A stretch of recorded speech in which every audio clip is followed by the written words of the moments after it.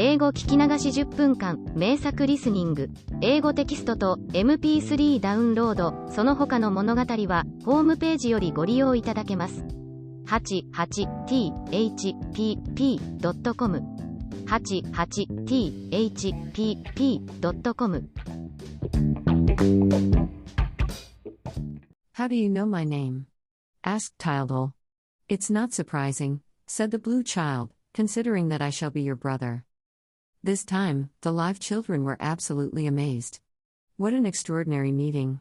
They must certainly tell Mummy as soon as they got back. How astonished they would be at home.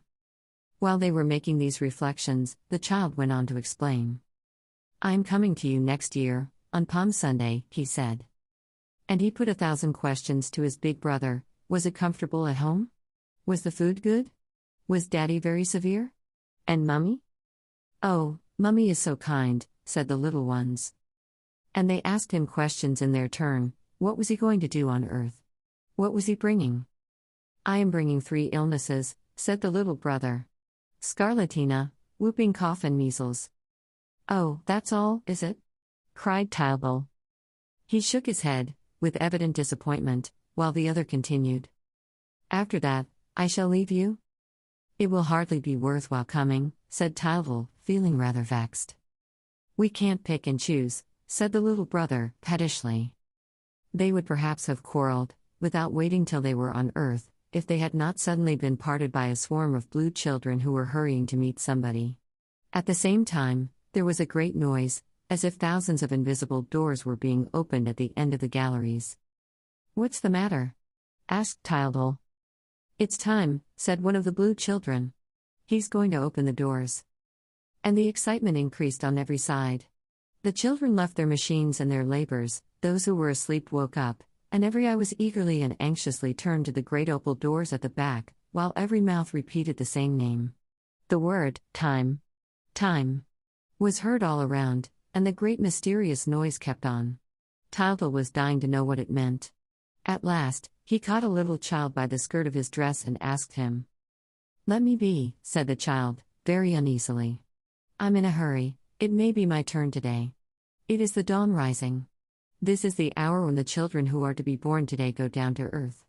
You shall see. Time is drawing the bolts. Who is Time?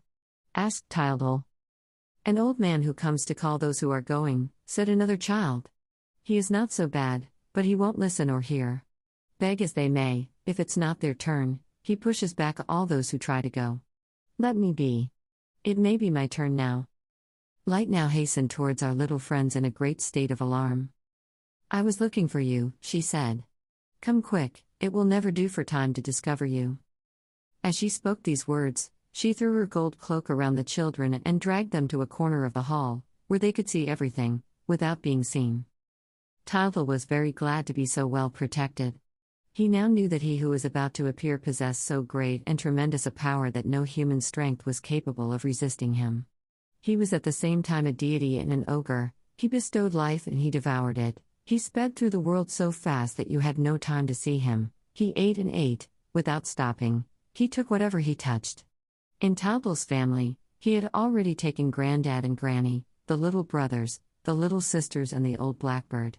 He did not mind what he took, joys and sorrows, winters and summers, all was fish that came to his net. Knowing this, our friend was astonished to see everybody in the kingdom of the future running so fast to meet him. I suppose he doesn't eat anything here, he thought. There he was. The great doors turned slowly on their hinges. There was a distant music, it was the sounds of the earth. A red and green light penetrated into the hall, and Time appeared on the threshold. He was a tall and very thin old man, so old that his wrinkled face was all gray, like dust. His white beard came down to his knees. In one hand, he carried an enormous scythe, in the other, an hourglass. Behind him, some way out, on a sea the color of the dawn, was a magnificent gold galley with white sails. Are they ready whose hour has struck? Asked Time. At the sound of that voice, solemn and deep as a bronze gong, thousands of bright children's voices, like little silver bells, answered. Here we are. Here we are. Here we are. And, in a moment, the blue children were crowding round the tall old man, who pushed them all back and, in a gruff voice, said, "One at a time. Once again, there are many more of you than are wanted. You can't deceive me." Brandishing his scythe in one hand and holding out his cloak with the other, he barred the way to the rash children who tried to slip by him. Not one of them escaped the horrid old man's watchful eye. "It's not your turn," he said to one. "You're to be born tomorrow. Nor yours either, you've got 10 years to wait." "A 13th shepherd? There are only 12 wanted, there is no need for more." "More doctors? There are too many already, they are grumbling about it on earth." "And where are the engineers? They want an honest man, only one, as a wonderful being." Thereupon, a poor child, who had hung back, until then, came forward timidly, sucking his thumb. He looked pale and sad and walked with tottering footsteps. He was so wretched that even Time felt a moment's pity. "It's you," he exclaimed. "You seem a very poor specimen." And, in a moment, the blue children were crowding round the tall old man. And, lifting his eyes to the sky, with a look of discouragement, he added, "You won't live long." And the movement went on. Each child, when denied, returned to his employment with a downcast air. When one of them was accepted, the others looked at him with envy. Now and then, something happened, as when the hero who was to fight against injustice refused to go. He clung to his playfellows, who called out to Time, "He doesn't want to, sir." "No, I don't want to go," cried the little fellow, with all his might. "I would rather not be born." "And quite right too," thought Tyldall, who was full of common sense and who knew what things are like on earth. For people always get beatings which they have not deserved, and, when they have done wrong, you may be sure that the punishment will fall on one of their innocent friends. "I wouldn't care to be in his place," said our friend to himself. "I would rather hunt for the blue bird, any day." Meanwhile, the little seeker after justice went away sobbing, frightened out of his life by Mr. Time. The excitement was now at its height.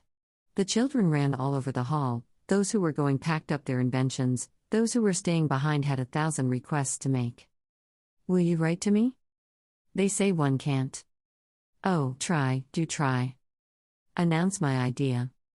"Goodbye, Jean. Goodbye, Pierre. Have you forgotten anything?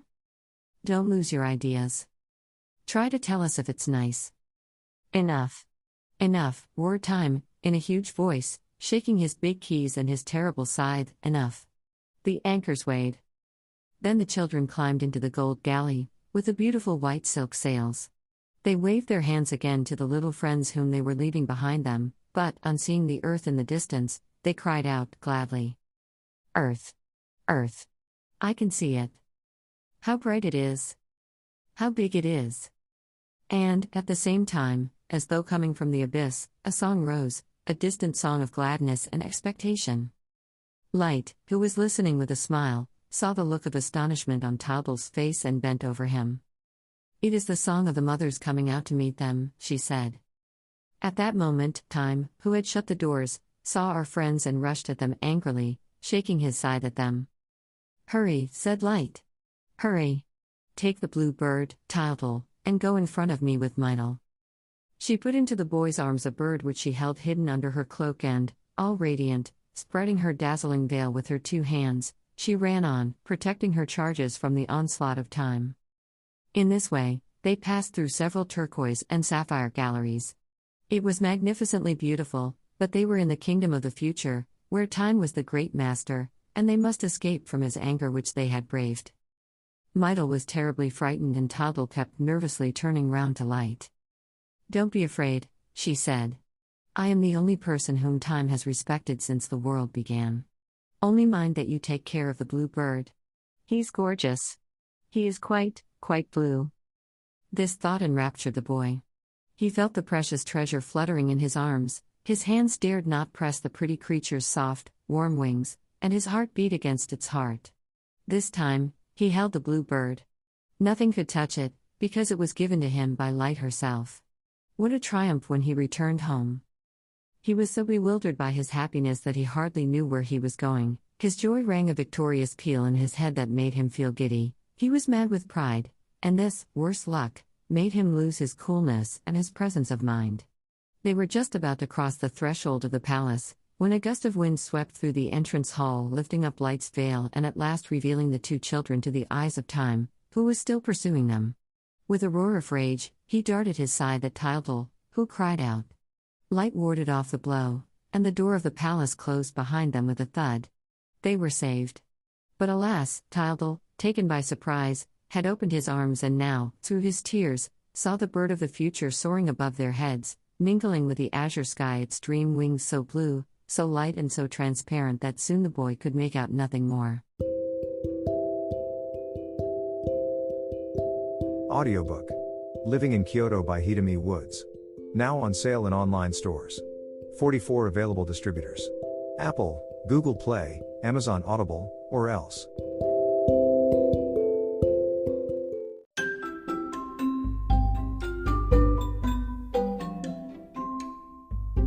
大好評。ヒデミウッズがデザインしたとってもかわいいオリジナルグッズが手に入る。トートバッグ、缶バッジ、ステッカー、T シャツ、トレーナー、パーカー、文具、その他いろいろ、エリゼン .com で見てみてね。erizen.com erizen.com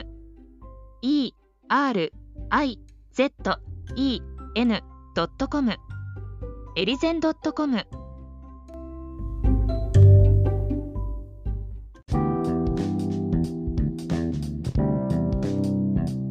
英語聞き流し10分間名作リスニング。英語テキストと MP3 ダウンロード、その他の物語はホームページよりご利用いただけます。88thpp.com 88thpp.com